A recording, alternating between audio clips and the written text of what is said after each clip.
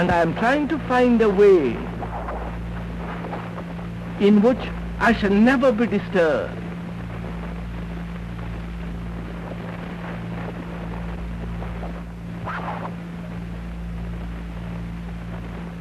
And why shouldn't I be disturbed?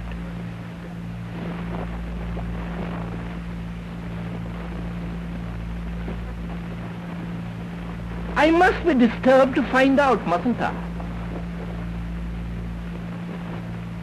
I must go through tremendous upheavals, turmoils, anxiety to find out, mustn't I? Because if I'm not disturbed, I shall go to sleep.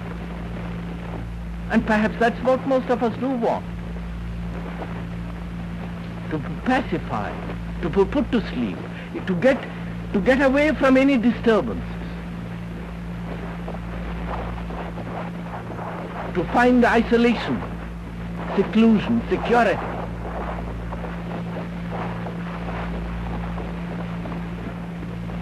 So if I do not mind being disturbed,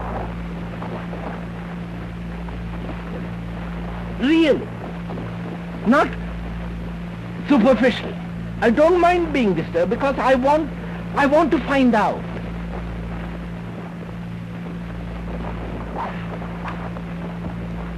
Then my attitude towards hate, towards resentment surely goes, doesn't it?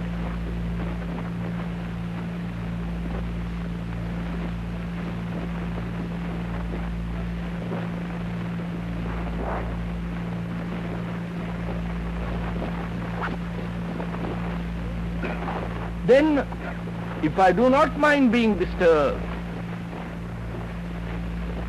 then the name is not important, is it?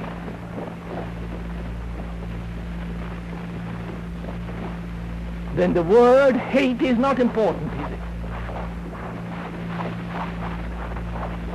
Or resentment against people is not important, is it?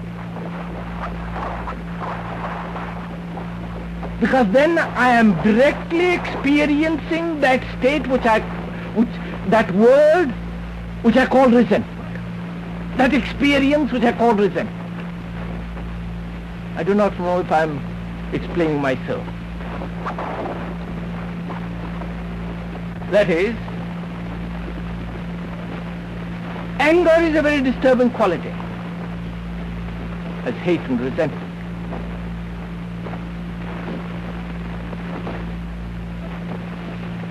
And very few of us experience anger directly without verbalizing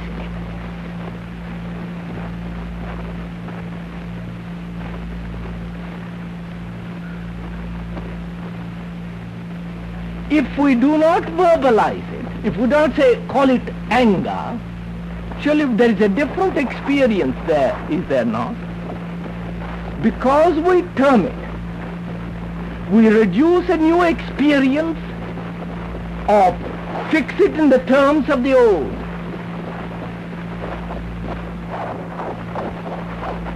Whereas if we do not name it,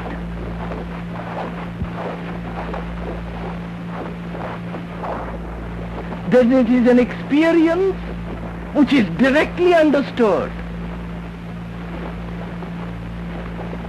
And this understanding brings about a transformation in that experiencing. Am I making myself clear?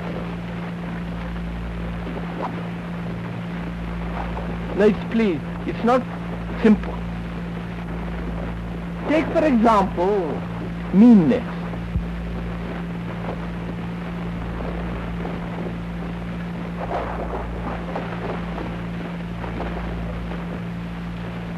Most of us are unaware of it, if we are mean. Mean about money matters, mean about forgiving people, mean, being mean. I'm sure we are familiar with that. Now, being aware of it, how is one to be free from that quality, not become generous? That's not important point. To be free from meanness implies generosity. You haven't got to become generous. First, obviously, one must be aware of it.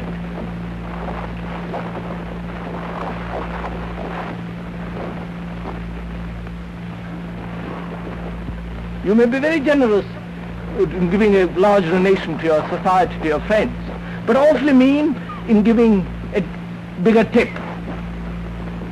You know what I mean by mean. One is unconscious of it. When one becomes aware of it, what happens? Then we exert our will to be generous. We try to overcome it.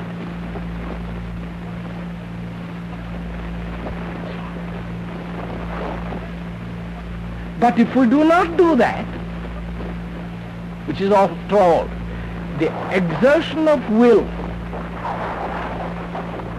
to be something is still part of a meanness in a larger circle.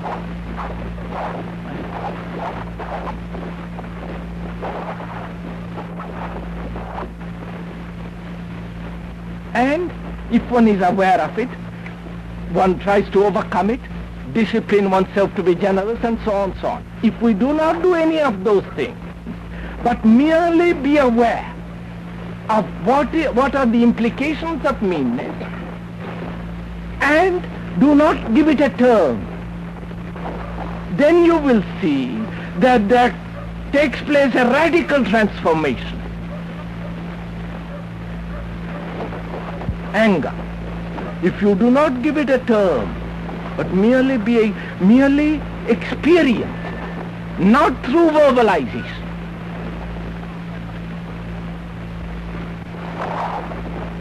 Because the verbalization is a process of dulling the experience. But if you do not give it a term, it is acute. It becomes very sharp. Then it acts as a shock.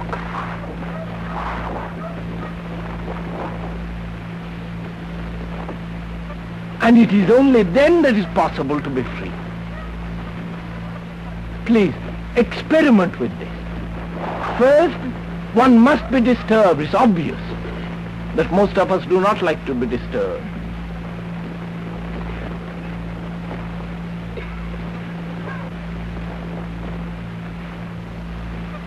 We think we have found the pattern of life, the master, the belief, whatever it is, and they're settled down. Like having a good bureaucratic office, job, and their function for the rest of one's life. With that same mentality, we approach various qualities of which we want to be rid. But if we see the importance of being disturbed, being inwardly insecure, not being dependent, because surely it's only in insecurity that you discover, that you see, that you understand. Like a man with plenty of money, at ease, surely he will never be disturbed. He doesn't want to be disturbed. So disturbance is essential for understanding.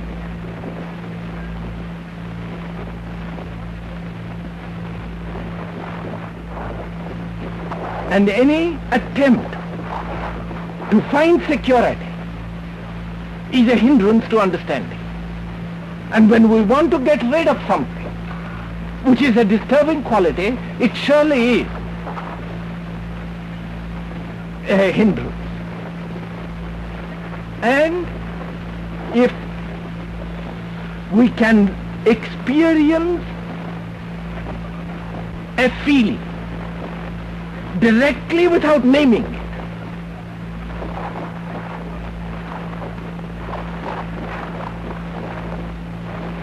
I think we will find a great deal in it. Then there is no longer a battle with it, because the experiencer and the thing experienced are one, and that is essential.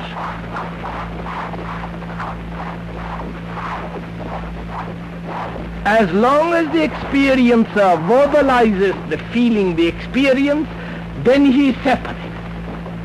Then he acts upon it. And that such an action is an artificial, illusory action.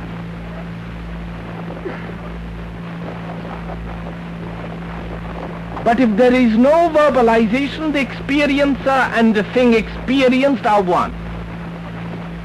And that integration is necessary to be radically free.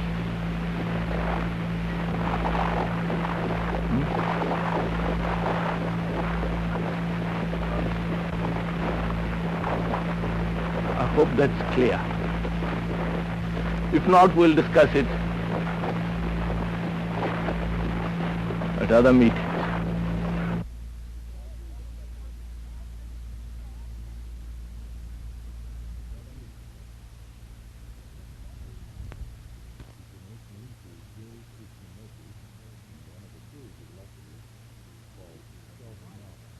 You've been listening to J. Krishnamurti in one of a series of lectures called Self-Knowledge.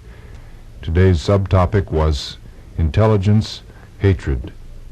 These lectures are being broadcast on Sundays at noon, and then each program is rebroadcast the following Friday at 2:30 in the afternoon. They were recorded at Ojai in 1949. Contrary to announcements printed here and there, these talks have been completely sold out and will not be available again in transcript form. This is KPFK, listener-sponsored radio in Los Angeles.